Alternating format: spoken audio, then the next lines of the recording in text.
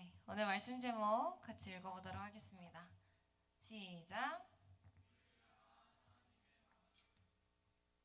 한 번만 더 같이 읽어볼까요? 시작.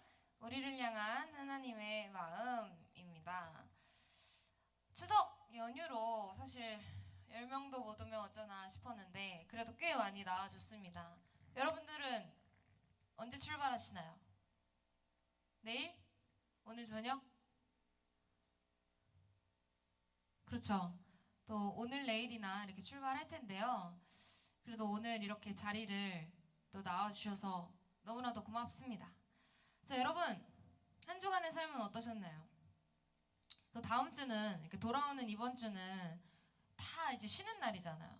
그럼 이제 학원도 다 쉬고 학교도 안 가고 그러니까 이번 주에 뭔가 해야 할 일들이 많지 않았을까 싶은데 다들 바쁘다 바빠 그런 현대 사회를 지내왔었겠죠. 학교도 가야 되고 학원도 가고 친구들도 만나고 반복되는 그 하루하루를 살아가면서 우리 모두가 지내왔습니다. 자, 그런데 그 가운데 여러분 얼마나 하나님을 멀리하며 살아왔나요? 우리 친구들은 하나님을 가까이 했냐라는 질문보다 하나님을 얼마나 더 멀리 했냐라는 질문이 현실적이고 이 질문에 더 많은 답을 할 수 있을 거라라는 생각이 듭니다.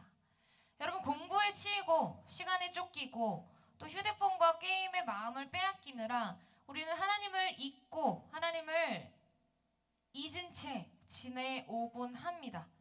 하루에 한 번은 말씀을 읽어야겠다라고 다짐도 했었고 학교에서 급식 먹을 때 식기도는 했어야 했다라는 생각도 들기는 했지만 그 모든 다짐은 잊은 채요.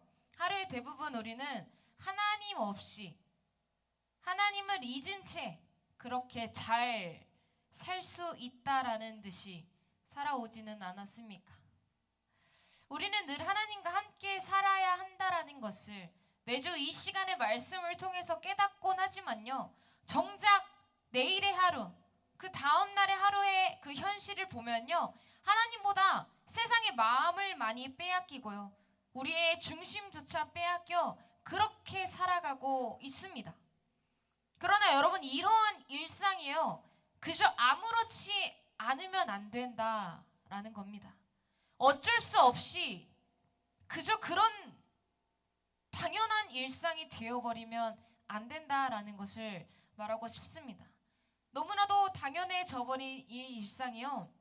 여러분 결코 옳지 않다라는 것을 오늘 말씀을 통해 다시 한 번 더 우리가 깨닫기를 원하는데요. 여러분 이러한 일상이 마치 불륜과도 같은 겁니다. 불륜. 결혼을 했는데 두 집 살림하는 남편과 아내가 되어버린 것이죠. 우리가 하나님 아닌 다른 것에 마음을 두고 살아가는 것은요. 사랑하는 남편 또는 아내를 두고 바람을 피는 것 같은 불륜과 같은 마음이라는 사실을 우리가 기억해야 합니다. 우리 일상 속에 너무나도 당연하게 하나님을 배신했고요. 하나님을 떠나버리고 하나님이 아닌 다른 것들을 사랑하며 살아갔었죠. 그런데 놀랍게도요. 하나님이 말씀하시기를요. 우리가 우리 하나님 품을 떠나고 하나님의 사랑을 배신하고 살았어도요. 하나님이 우리를 포기치 않으신다라고 말씀하십니다. 이 사실을 대표적으로 보여주는 오늘 말씀은요. 바로 호세아서의 말씀입니다. 자, 호세아서는요. 하나님의 명령에 따라서요. 음란했던 여자였던 이 고멜을 아내로 맞이합니다. 이 호세아가. 자, 고멜은요. 호세아 했던 이 남편을 떠나 다른 남자들에게 달려갔었어요. 자, 그럼 호세아는 어떻게 해야 돼요? 아내를 버리고 호세아도 다른 길을 찾아갔을 수도 있죠. 그러나 호세아는요. 고멜을 끝내 버리지 않았습니다. 여러분 이것이 곧 하나님을 떠난 이스라엘을 끝까지 사랑하시고 회복시키시려고 하셨던 그 하나님의 마음을 상징하는 사건이 이 호세아서의 말씀입니다. 오늘 본문의 말씀을 통해서요. 하나님께서 자신을 떠난 이 백성들을 어떻게 회복하시고 어떻게 사랑하시고 어떻게 이들을 다시 나의 품으로 돌아오게 하시는지를 오늘 여러분의 이 모습을 대조시키면서요. 우리와의 관계를 어떠한 일로도 절대로 포기하지 않으신 하나님의 마음을 기억하고 돌아가는 시간을 우리가 깨닫기를 원합니다. 여러분, 이스라엘 백성들은요, 하나님을 놔두고 불륜을 저지릅니다. 누구일까요? 참 많은 신이 성경에 나와요. 이번에 또 어떤 신이었을까요? 이스라엘 백성에게. 정답! 바알은 어떤 신이었을까요, 현서야? 이것까지 맞추면 정말 상을 줄게요. 진짜? 어떤 날씨? 어떻게 알았어? 정답이에요. B.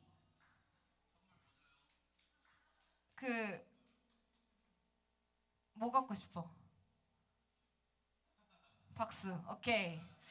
자, 여러분, 바알을 믿었는데 바알 신은요, 항상 비가 부족했었던 이 팔레스타인 땅에요, 폭우를 내리는 신이었습니다.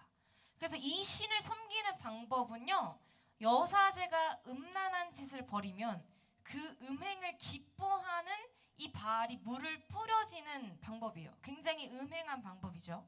그러니까 그런 주변 국가들의 이야기를 접하다 보니 이 바알 신이 꽤나 비를 잘 뿌려준다라는 소문이 곳곳에 퍼지기를 시작합니다. 특히 주전 8세기 경에는요, 농경 문화가 정착되던 시기에 이제는 정말 비가 필요해졌던 시기가 닥쳐진 거죠. 결국 이스라엘은 하나님을 섬기면서도 먹고 살기 위한 방편으로도 이 바알신을 동시에 섬기는 악랄한 짓을 행해왔습니다. 이 모습이 하나님 눈에는 가장 끔찍히 싫어하시는 죄악의 음란죄였습니다. 자, 이스라엘은 하나님의 언약을 깨뜨리고요, 이 바알의 신을 쫓아왔어요. 그 결과는 당연히 징계와 심판이 임하였습니다. 그래서 하나님이 이 백성들을 다시 광야로 데리고 가시거든요. 자, 14절. 오늘 성경을 쭉쭉쭉 볼 거기 때문에 계속 틀어주세요. 14절. 자, 그러므로 보라, 내가 그를 타일러 거친들. 자, 여기서 거친들이 바로 광야입니다. 광야는 고통과 결핍의 자리이기도 하지만 동시에 하나님의 사랑과 은혜를 베풀어주는 자리입니다. 하나님이 우리의 삶 가운데 때때로 광야와 같은 시간을 허락하시는데요, 이것은 버림이 아니라 또 다른 하나님의 회복을 위한 초청의 자리라는 상징인 거죠. 자, 15절을 다시 한번 볼까요? 자, 거기서 비로소 그의 포도원을 그에게 주고 아골골짜기가 나옵니다. 자, 여기서 아골골짜기는요, 여호수아 시대에 아간의 범죄로 심판을 받은 장소예요. 그래서 이 장소는요, 슬픔과 심판의 상징이 되는 곳인데, 그 다음 중요하죠. 이 아골골짜기로 소망의 문을 삼아 주신다라고 합니다. 하나님은 그곳을, 아골골짜기에 이 심판이 상징이 되는 곳을 다시 소망의 문을 삼아 주신다라고 약속을 하십니다. 결국 절망의 자리였던 이 자리가 소망의 문이 되고, 심판의 자리였던 곳이 이스라엘 백성들에게는 새로운 은혜의 출발점이 되는 자리가 된다라는 것을 오늘 이스라엘 백성들에게 하나님이 말씀하여 주십니다. 여러분, 제 아무리 백성들이 하나님을 멀리하고요, 하나님을 배신하고요, 하나님이 아닌 다른 신을 섬겼을지라도요, 하나님은 다른 나의 백성들이 다시금 나와의 관계를 회복하기를 가장 원하시는 분입니다. 그들이 나를 떠나서 내가 그들을 징계하고 심판했을지라도 그것에서 그치는 것이 아니라 다시 나의 백성들과의 관계를 회복하기 원하셨다라는 거죠. 하나님은 언제나 그 심판 이후에 백성들과의 회복을 원하시는 그런 모습을 우리에게 보여주고 계십니다.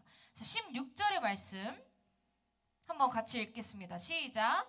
여호와께서 이르시되 그날에 내가 나를 내 남편이라 일컫고 다시는 내 바알이라 일컫지 아니하리라.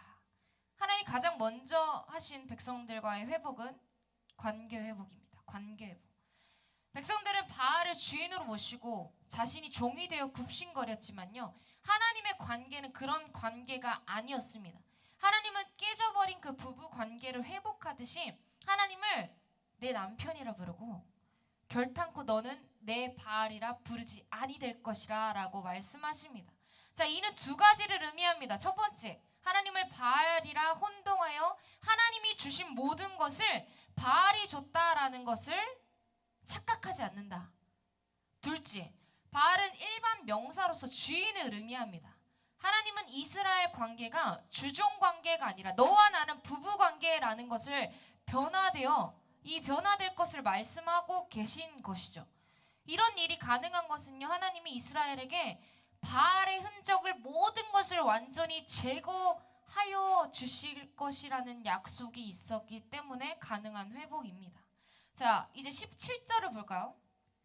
내가 바알들의 이름을 그의 입에서 제거하여 다시는 그의 이름을 기억하며 부르는 일이 없게 하리라.